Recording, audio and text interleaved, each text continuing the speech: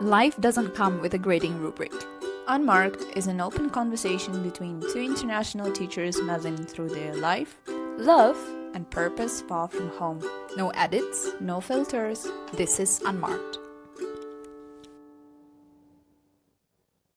Hello, welcome back to Unmarked episode 4. Can you believe it? I cannot. It's as if only last night we were talking about, so Starting. tomorrow we're gonna do this, and then remember how we started it? Okay, we're gonna keep it for a special episode of Unmarked where we're gonna tell you how we started the whole idea of Unmarked. Now more professional. She said that. We try. Hi Carol, how are you? Yeah, I was just about to ask as well. How have you been this past week? It's been such a busy week. How are you? How was your week? Well, this whole week we have been busy with data entry, with all the student assessments. We're trying to put in the scores onto our Google Sheets, as well as our school's online system. Honestly, it's not a difficult task. It's just time consuming. I can relate to that. Yeah. And Wednesday, how did you spend your day off? My day off was pretty fun. In the morning, it was actually pretty cold. So right now in Mongolia, even though it's November, it's like hardcore winter. It was but negative 23 I guess so. degrees Celsius. Yeah. So I went for a walk in the morning and I were was out freezing. early. Yeah, I was out. When I was already on the way back home, Carol texted me that she just left home to go eat brunch or something, coffee. I had a late start. I woke at 10. And we just had completely different schedules. But yeah, later that night I went for actually theater. It was the show of Hans Zimmer's. It was so nice. I really enjoyed that. He's such a good composer. How was your day off? I went to this little coffee shop that I've always wanted to visit. It's called Potala Coffee Shop. So in Tibet, there is this Potala Palace, which is this huge compound where the Buddhist monasteries are. And I've been there before with my family. And it's so cute. Like the whole coffee shop, the interior of it really reminds me of the insides of a Tibetan home. And it was full. It is definitely a working coffee shop. I don't like those coffee shops where they work. Do you? It depends if I'm in a working mood or not. But the other day I was there with another colleague of mine. I pretend I'm not jealous. A friend of mine. Friend. And we were in the mood to chat. So it was a little bit weird because everyone was quiet and we wanted to talk. So I also hate that. we chose a seat at the corner of the coffee shop. But they are both teachers, so I believe they were still very loud. And it was the first time that I waved down a cab. Well, in Ulaanbaatar, you can just stick your hands out and wave, and any car would just stop, and they would send you to wherever you want to go. Technically, I don't think it's a legal cab or taxi system. I don't think it's but like it a works. taxi. I think it's just people being nice. So you It is did it quite on your fun. own this time. Yes, I was brave. I wouldn't do it when it's dark outside, but I think I would when it's bright outside. I felt pretty okay, but I shared my live location with Nika. But I did the same when I went out the other day. I just sent you my location. It's dark outside and I'm scared. So, It gets dark so early now. like 5:30 and it's dark. Yeah. Which, by the way, I think influences how we feel. I leave home in the morning, it's dark outside. Then I come back home and it's already twilight, getting dark. So it actually influences my mood and I'm so tired at a certain time. It feels cozier. It does. But it doesn't help with this coffee addiction. Cheers Because to how that. many cups of coffee would you need per day? I take maximum 2. If I take my second cup, it should be before 2 p.m. Anyways, today's topic actually fits very well to what we've been just yapping about. We're going to talk and give you a little bit behind the scenes of the life of a teacher. What do we do on a daily basis? So basically, on a school day. Yeah. As well as after school for the unmarked section. Starting from morning until late at night. Let's start all the way in the morning. Yes. So who gets up earlier? I guess I do. What time do you wake up? So it changed since I moved to Mongolia because we live closer to school here. I live 10 minutes away from school. So I would get up at 6. In my previous school, I would get up at 4:40 because I needed to leave home 5:20. That is Because I lived so far. early. Yeah.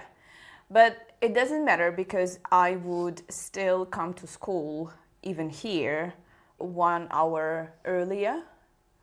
And this is my me time. That's the best time in my day. In school. Yes. So the first hour before the little humans come in. Yeah. Okay. So I would wake up 6. I would leave home around 6:40-ish. I would come to school. I would get my breakfast there. In school. Yeah. So you would bring bread. Not bread. the I school do oats overnight. Okay, so you bring your Yeah. jar to Yeah. school. I brew my coffee. I listen to either my best friend's audio message or some podcast or just music. Or if it's Friday, I just sit in silence in the morning. And yeah, how I about can you? imagine that. What time do you wake up? My alarm varies. Sometimes it's 6:15, sometimes it's 6:20, sometimes it's 6:40.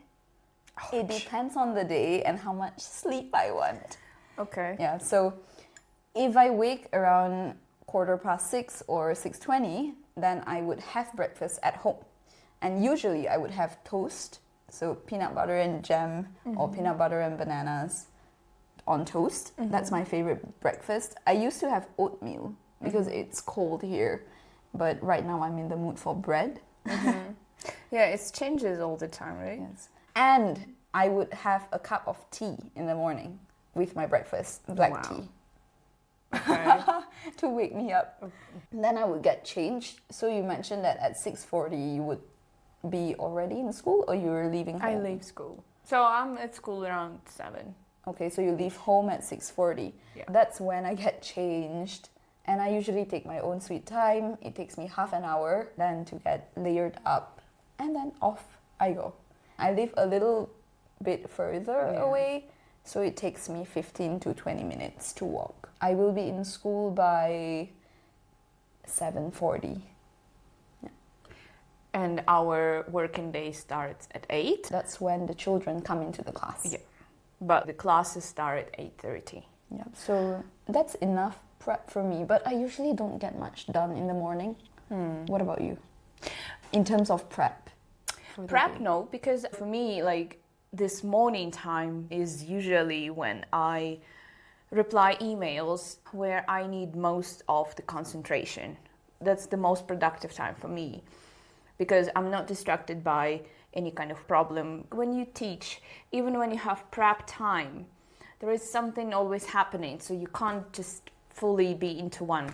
You start doing one thing and then click, go to do another one, go pick up printing, go do the, it's a mess. Or sometimes you would have a student with a certain behavioral issue that you would have to deal with during your prep time. Yeah. Or And parent communication. there is just always something. Right now we are doing this professional development course. I do my course there, or I do lesson planning for next week's where I need most concentration.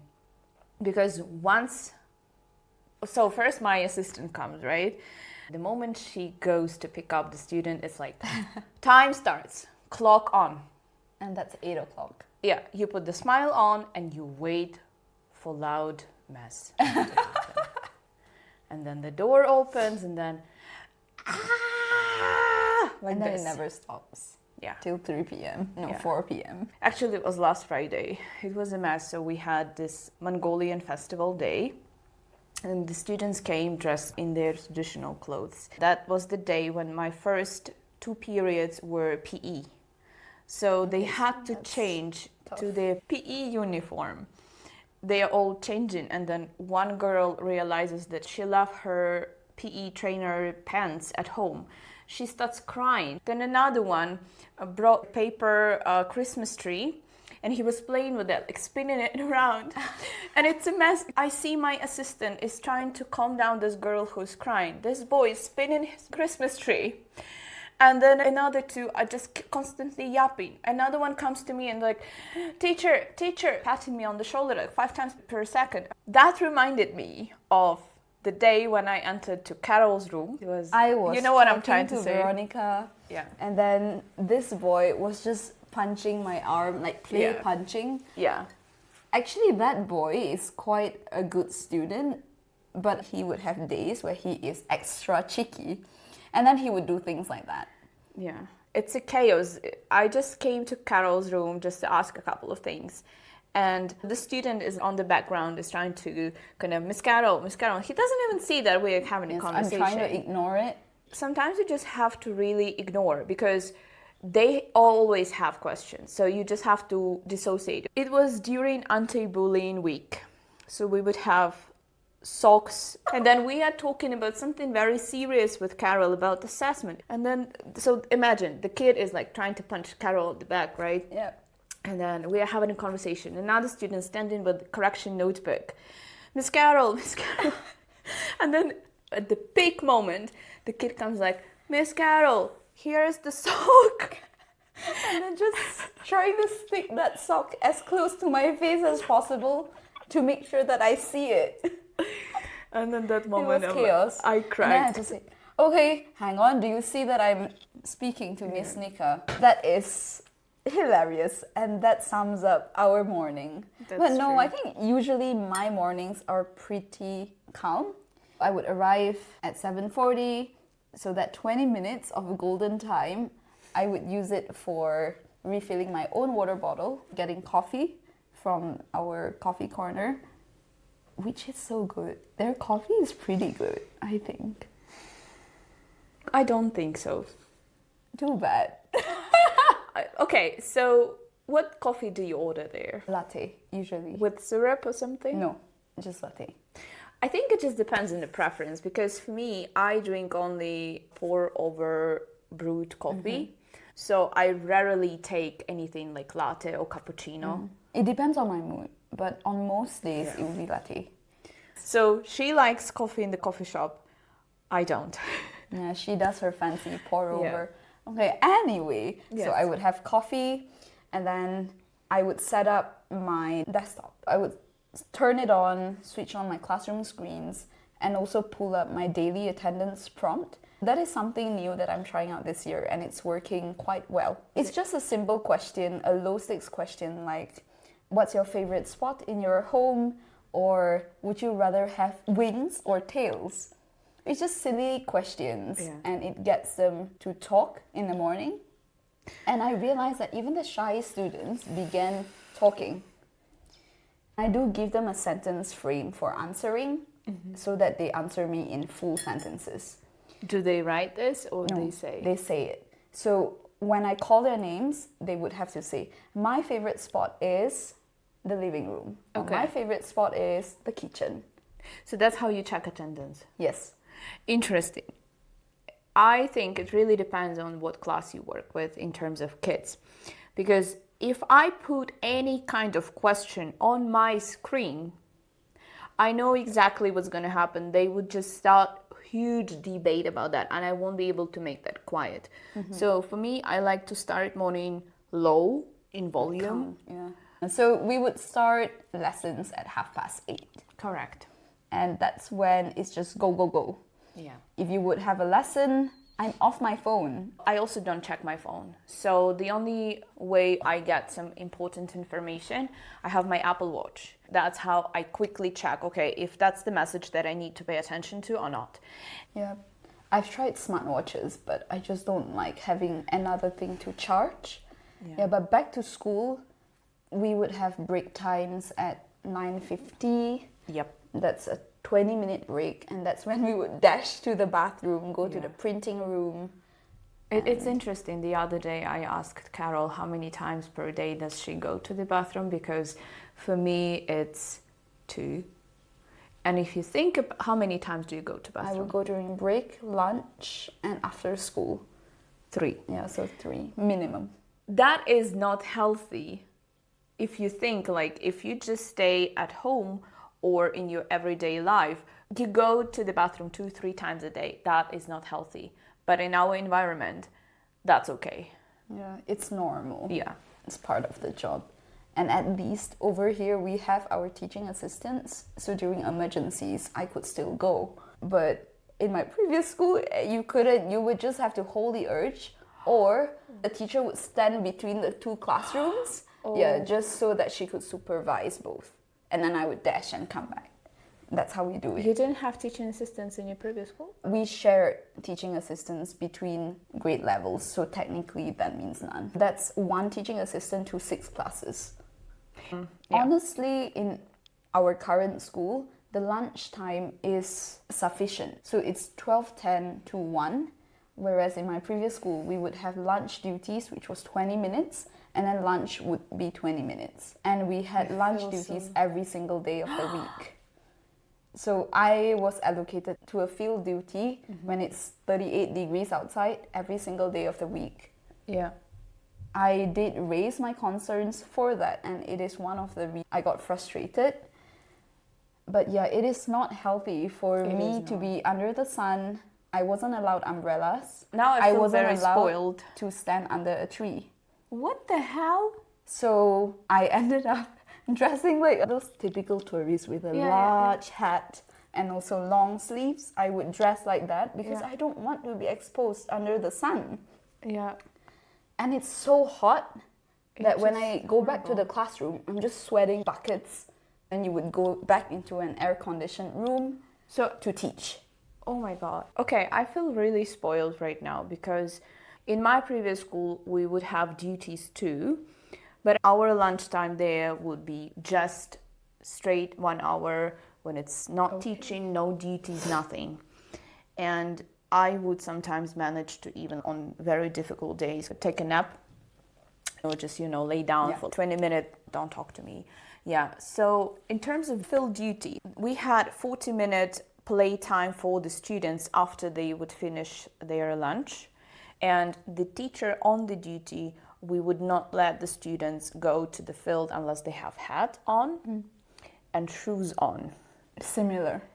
But then you also need to have your hat or umbrella because it's incredible. And it's usually lunchtime when the sun is the most dangerous. It's like 1 p.m. Yeah, but I feel so spoiled, to be honest, now when I hear that you have lunch only 20 minutes. Yep, I would have to gobble up food. I didn't even have time to microwave anything. Yeah.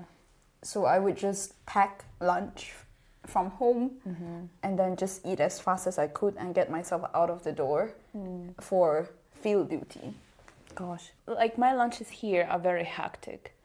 So one of the reasons why I don't have school lunch in school, because I don't want to waste time talking while eating, because when you sit, there will be colleagues and I'm very happy to see and talk to them. But I feel like I have only those 40 minutes and I need to prep for next class. So it's kind of my time. I need to go to the bathroom, I need to eat my lunch and prep for the next class. So I would usually just bring lunch from home. I would just eat it in the class. I mean, it depends for me. At times when I feel like eating something warm, I would go to the cafeteria and have a full meal. And in our school, the lunch is actually pretty good. So I'm not sure why students are complaining, because it is a balanced meal. You would have rice, you would have a meat dish and some salad, even soup. And it is balanced, but I don't like. Why? I don't know. For me, it's lacking the umami taste. Okay, for me it tastes very home cooked. Oh, really? Yeah, so again, different teachers. See? Oh my God, how can it be? Yes. Okay. And once it's class time at 1 p.m., then you would either go back to the classroom if you have a lesson, or if it's your prep time, then we could work either at the coffee corner or the library. Okay. But let's talk a bit more of the prep time. Yeah, so during prep time, if you see me at the coffee corner, I would look like I am very unapproachable. Yeah. Because again, this is the time when we want to do most of the work. I'm trying to get as much stuff done as possible within that time, because I'm trying not to bring work home. So if you see me in school, I usually have a very serious face. It does not mean that I don't want to talk to you, but it's just my priority then is my work. Most of the time she doesn't want to talk. Yeah, sometimes even Nika comes in and I think you could tell. Yeah, that you just need to read the room. So yeah, you just have to understand on our face. that sums up our prep time, right? Correct. It's just work. But during lessons, do you sit at your desk? Never. Yeah, I would be walking around as well. And I once had a configuration in my previous school where my teacher desk was actually at the side of the classroom facing out. Because I never used the desk unless it was my prep time, and then I would want to stare out at the field. Yes. And we did not have desktops, so we would have laptops. I need a second. You want to stare at the field? Yes. I don't want to see anyone. I want to see the field and the nature. That's what you need to know. Like when we are stressed, I swear I just need peace and silence. Yeah. Working with laptops, it's easier. You then can work anywhere in any place in the school. Yeah. Here we have like PC, and I have to then bring my own personal laptop if I want to work on my prep time. Honestly, with the desktop, it limits the way the class can be arranged, because then my teacher desk would have to be in front where the plugs are. And I don't quite like that. But anyway, my desk is always messy. Oh yes. I was covering one of her classes and I was like, how does she find anything? And there was even like a hair clip. Yes. I'm like, yeah, I should have snapped the picture. If there is anything you should know, my desk is always an organized mess. I know where everything is, but when someone else steps in, they would be horrified. My mentor teacher, like that's a joke, she would say, I can't even see the desk anymore.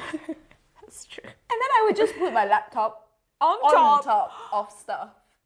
But I know where everything is. It's interesting. There are so many types of teachers. It doesn't mean that you're a good or bad teacher. It just means that you have your, like a personality type. Now, the only time where you see me being super organized is in my lesson plans. That's true. Yes, and when I'm teaching. Then you would be surprised, because I would be able to pull out everything that I need somehow. Like and from the I magic have a hat. Yes, and I have a system for students, so we transition pretty quickly. Okay. Yeah, but that's our teaching personality. It's actually quite funny. It's interesting to see that the way you teach, the way you organize, the way you prep, the way you decorate things and stuff, this and that. You might have the perfect day planned, like up to minutes. But you would have to be on your feet. But sometimes. I think the reason why we get so tired, like we have pretty much short working day in comparison with, let's say, bank workers or lawyers or doctors. But because we cannot plan absolutely everything, even if we do, there are certain things that happen and you have to completely shift your plans and be flexible enough to change that. It could be student drama. It could be that in the middle of teaching you understand that they lack some of the very foundation basic skills and you have to go back and teach that particular topic. So you change your lesson plan on the way. Yeah, and I actually think it's the number of decisions that I have to make across the day. Even like, Miss Carol, can I go to the bathroom?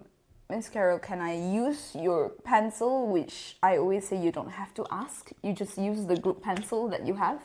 It's all these tiny decisions that makes you tired cognitively and the emotional toll that you carry back home. Yeah, because every single small thing that my students tell me, I would somehow be able to remember it, because I think it's important for them. It is. That, their favorite sweater is a green sweater, or that they have a poodle named Mocha at home. So it is tiring for the brain, and then you always on the feet, your ears are always on. Whenever you are talking to one student, you look at this one student, but your eyes, you observe everything that happens in the background. You see who else is chit-chatting, someone else comes in and then they ask you questions. So it's actually a very stressful environment. But I like that. It's a chaos that we chose to put ourselves in every day. And I wouldn't imagine my day going otherwise. Yeah. So this is a career that I chose for myself, and I do enjoy it, and that's why I do it every day. It's interesting because with my non-teachers friends, I tell them my day, like what I do, and then they laugh because Cutting, yeah, laminating. because for me it's like my full-time adult job. Like you study, you invest so much, and then your full day of work is basically cutting, laminating, and preparing some fun activities for kids. Yeah, so you imagine, on some days, I would be stressed about, I still have things that I haven't cut, I have things that I haven't laminated. Oh, tomorrow I have to remember to make 2 trays of items, one that is metal and one that is not. Or like, I need to get pastas. Yeah. And it would be interesting when I would just come to your class. Do you have yarn? Or do you have dyes? Yes. What kind of environment is that? And sometimes when we compare this to the work stresses of adult work, it doesn't seem like it's much. Yeah. But it is our work stress, and I've learned to accept that it is stressful. Yeah, but you learn how to deal with that. Yes. So basically that's our day in school. And then another drama happening, dismissal time. Here it's very stressful. They change and then they leave something, so it's a mess, and you're stressed because of that too, and it's a whole day. Yeah. So the moment they leave your class, you close the door, and then you're like this. Yeah. And I usually would stay back half an hour to an hour to get some marking done or some quiet work done. You prefer to work in the morning. I prefer to stay after school to work. No, for me, once school day is over, done. Yeah. I'm not very productive in the afternoon. Okay. I'm like, I need to take a nap. Yeah. And so this brings us to our after work routine. So let's take a break and we'll see you in Unmarked section. This is Unmarked. Welcome back to our Unmarked section. We will talk about what we do after we leave school. Yes. And just now, Nika was just saying that all the tape is actually visible. But hey, we are teachers. We use tape every day. And it's fine. Perfectly fine. So this is one of the stuff that we would do after school. True. Like last night, the end of school day, Carol comes to my class and I'm literally standing on the chair trying to fix the lights that I put in my class. Yes. And then Carol's like, okay. And one of the days when she came into my classroom, I was climbing on the windowsill. Yep. Like trying to reach on top of the cupboard because I was trying to hang my students' time capsules. One of the things you will not talk about with other friends who are not teachers. Because it's strange behavior. Anyway, what do you do once you leave school? How do you spend your evening? It really depends on the day. Okay. So if it is during working week from Monday to Thursday, I would, to be honest, be super tired to pull myself out to go out in the evening to meet someone else. So I would be just at home. I would probably cook some dinner, talk to my family, watch something, listen to some music, read, edit the podcast now. Yeah. That's it. That's done. Yeah, usually on Monday to Thursday, you will not find me out at night somewhere. We can catch dinner sometimes together. But it's more like early But it's more dinner, like actually and it's casual. I need dinner, someone Yeah. else needs dinner. Why not let's just eat together and go home? And we don't yap that much because we're already no. Who am I lying to? We still yap. She will start to yap and then I'm forced to yap. And then I realize that I enjoy yapping. Saved yourself now. On weekday nights, I usually go to bed at 10:30-ish. you go to bed earlier? Yeah. I like, because It's for me, embarrassing. Tell them at what time do you go to bed? 8:30. Because, hey, look, you know what? First of all, I have migraines. If I don't get enough... She's mocking me. For me, sleep is very important. If I don't get enough hours of sleep, I will be very cranky. Yeah, me too. So it's important. And that's how you understand that you're getting older. Anyways, so we would go home and just have very casual, quiet night. Yeah. But on Fridays, it's different a little bit. It's not like we go wild, like, woohoo, party mode. No, we don't party because we are teachers. We tried once for Halloween. It did not work. I got overstimulated from all the lights. The lights were flashing. The floor was booming because of how loud the speakers were. Yeah. My heart was beating so quickly, and then I just told Nika, I need to go outside, and I was outside for the whole time. And this is too much. I think it's also because of the alcohol. I think so, because that's when we mixed rum and wine. That's when we learned our lesson. Do not mix wine and rum. As teachers, since we spend so much time talking and spending our energy communicating with people, when it's going out, we are not the ones who would like to seek more fun, seek more communication. I think there might be teachers who will do that, but it's not my cup of tea. I can't do that. No, same. So how would you spend your Friday night? Usually I would catch dinner with one of my colleagues. Sometimes it would be Nika, sometimes it would be someone else. Dinner on Fridays are always nice, and then sometimes we would go for drinks. But it's still very calm, very quiet. Mm-hmm. And I would go home, read a book, but then my book has been left there for such a long time. Yeah, every time I start reading a book after working day, I can't continue reading. I would always stay in the same page because I would fall asleep. I tried to get back into the habit of reading during summer.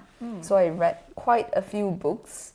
But then once school started, I have a fiction and a non-fiction book lying on my desk, and I'm still trying to work through them. Yeah, so it's tough to do anything when you spend so much energy at work. Yes. On usual weekday nights or evenings, I'm trying to set up a new routine. So once I get back, I would shower and get changed into home clothes first. It's important. To shift the mood and to tell your body that you're home and you can relax now. And then I would put myself dinner. It's usually something simple, as you said. And then I would go on my ukulele.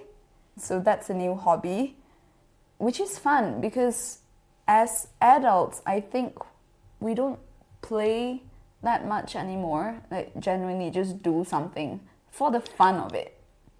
I think it's just how you understand, oh, I'm an adult right now and I have work, home mode. And you cannot just keep up like that all the time.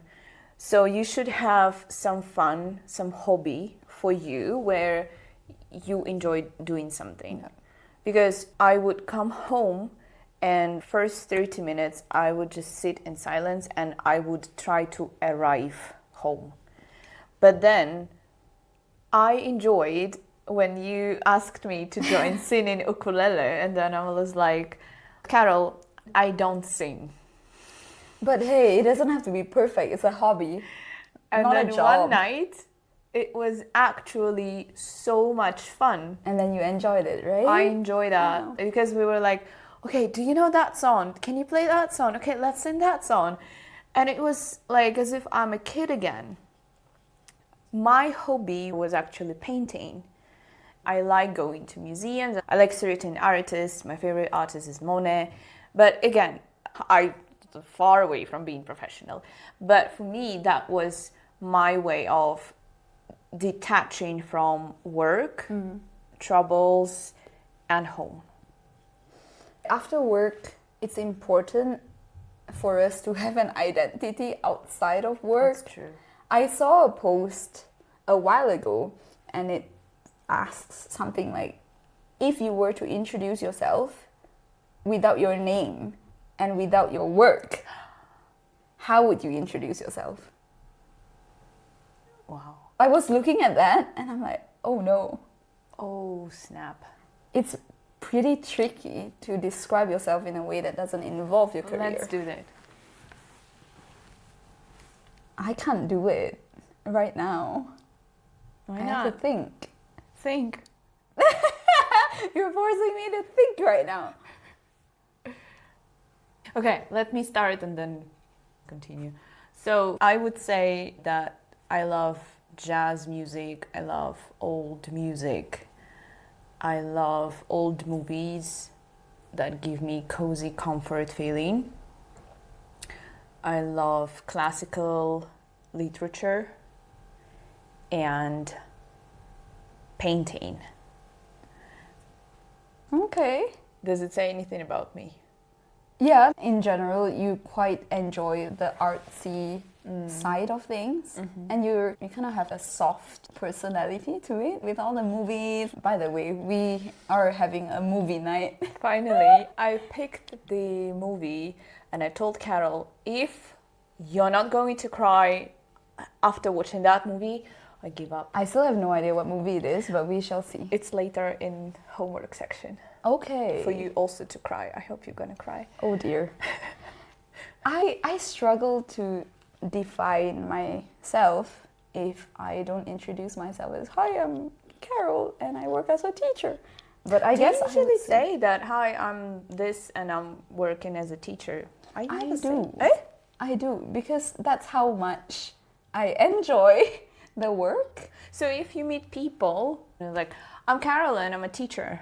No, I would go, hi, I'm Carol. I would tell them where I'm from, and then I would definitely mention about my career somewhere along the lines. Okay, interesting.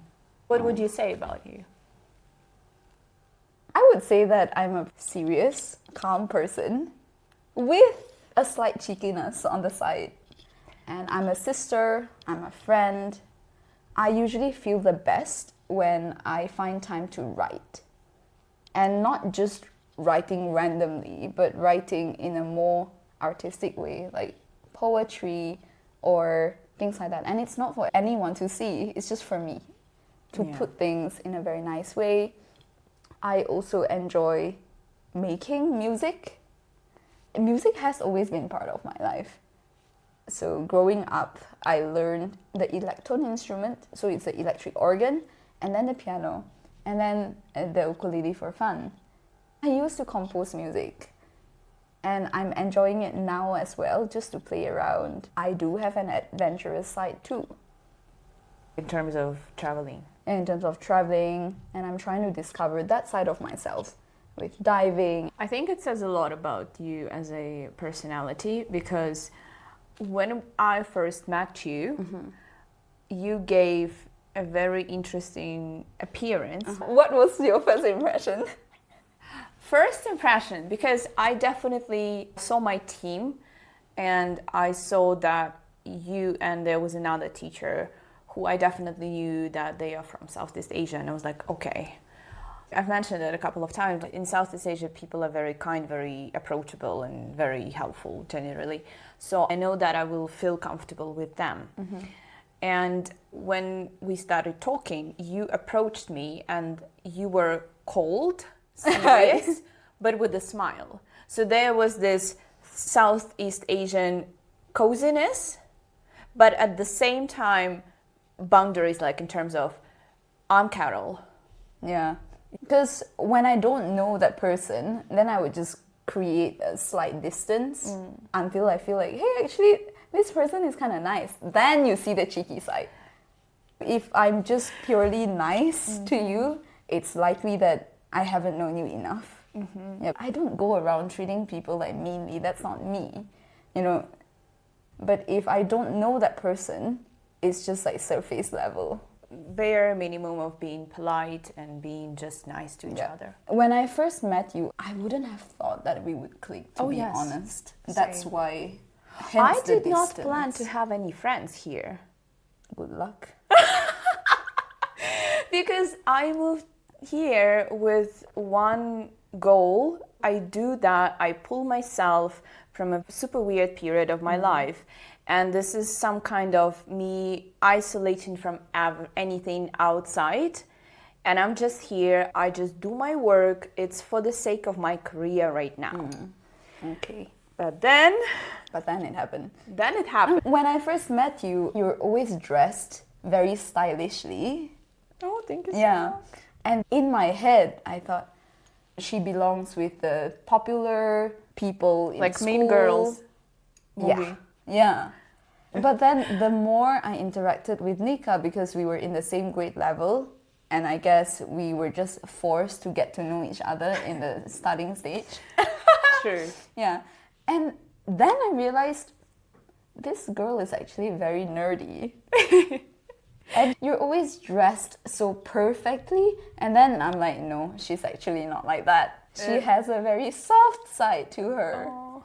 So that's when I think I suggested coffee or like brunch or something like that. No, I remember that. It was first week. It was even before students came. It was first week of work. Friday, everyone left. I'm in my class doing something, prepping, and I was so lost. I didn't know what to do because it was my second week in Mongolia, so I'm like absolutely frustrated. And then she opens the door, she's telling me some work stuff, and then she's like, oh, by the way, I will go grab dinner. You want to join? You see, it always starts with work. Whenever I go to someone, I just start with work. And then at first I thought, no, I'm not in the mood for any kind of connection. But again, because I felt so much warmth from you, I heard that kind of comfort, and I felt it's a girlhood.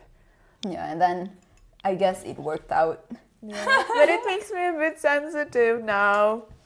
I wouldn't think that our personalities would even match You think so? initially, but then somehow it works. It's interesting because if we would be in school as students, do you think we would be friends? Would we sit together in the lunch? Then I think we would, because you also used to spend a lot of time in libraries. Oh. You're such a studious student, and then I would be that student too. Yeah. What did I want to say? I don't know how we are in the loop. We have to get out of this. We chose this profession, and I would never ever change anything in my life, in my teaching, in the way I start my day, in the time I go to bed. Do you change anything about, would you choose another profession? No, I wouldn't. We like our chaos. I have friends who know me in the past, or even my lecturers from university. They were so surprised to find out that I chose to teach elementary school students. Because I always appear to be this very serious persona, especially in academia, where you would do research. I do enjoy those kinds of work, but I realized that it brings out the worst in me. I would start to be very competitive, overly serious. But when I started teaching, it brings out the better side. That's why I think it's so important to find your passion. Yeah.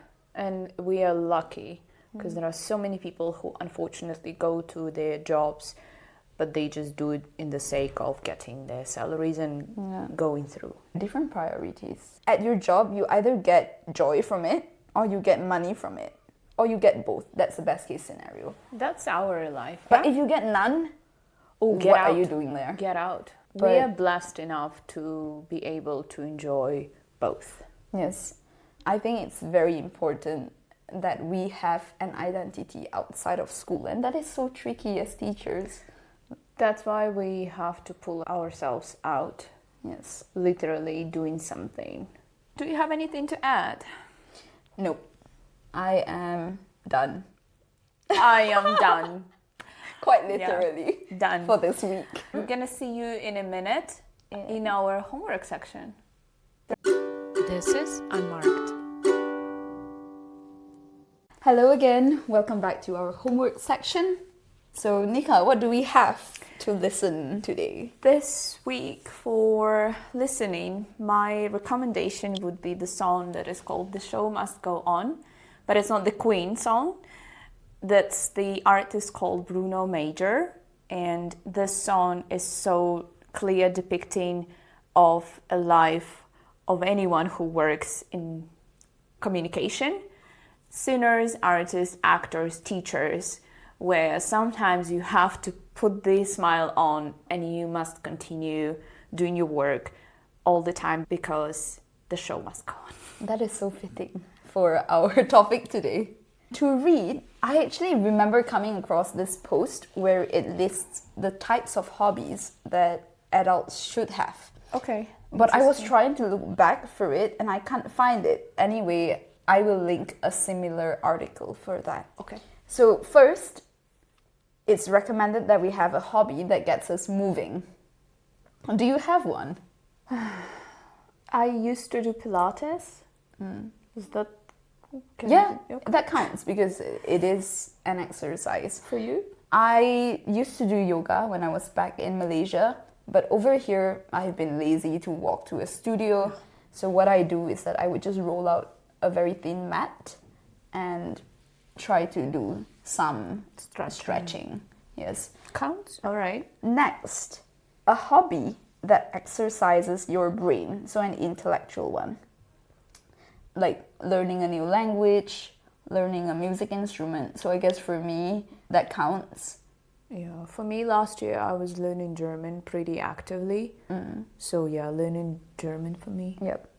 Puzzles as well. Oh yes. Yeah, so my friend introduced me to this hobby and I've done it before, like 1,000 pieces or even more, but it's the first time I tried doing it alone, so I just left it on my living room coffee table. Anyway, a hobby that involves creativity, where you express yourself and you just go into this flow state. Painting. You had painting. Yeah, for me. I have my paintings here. I brought my canvas with me. Hang it in the glass. Yeah, it's in the glass. It's come with... Who made that? Me. I did. Yeah. Oh, okay. For me, when I get into writing, like creative writing, but it's so hard to get in the mood and find enough time to do that. For my birthday, for example, I wrote myself a poem. Yeah, it was beautiful. Go check on Carol's Instagram, by the way. It's very nice. A hobby that brings you peace and relaxation. Discovering unknown artists, I would say. Okay, so that... Weird hobby. No, but that's nice. So something strange for me is that I grew up with a more instrumental, classical music. So I have no idea what's going on in the pop music scene. Okay. Seriously. So that's why the songs that you suggest, more likely than not, I've never heard of them before. That's why we connect. For me, I guess, reading or journaling and the little diary that you got me, I've been trying to stick to it. So every night... What's the diary about? It's a 5-year diary, and on each page, it lists a specific date. And then I would have to write the year and just jot down a few short sentences. There is space for the next 4 years. So it would be very interesting for me to look back at what I was doing last year. Mm-hmm. It's very reflective. Yeah. And finally, a hobby that keeps you social. Game nights counts for me. I love game nights. Game nights, what I recently discovered for myself, it could be fun.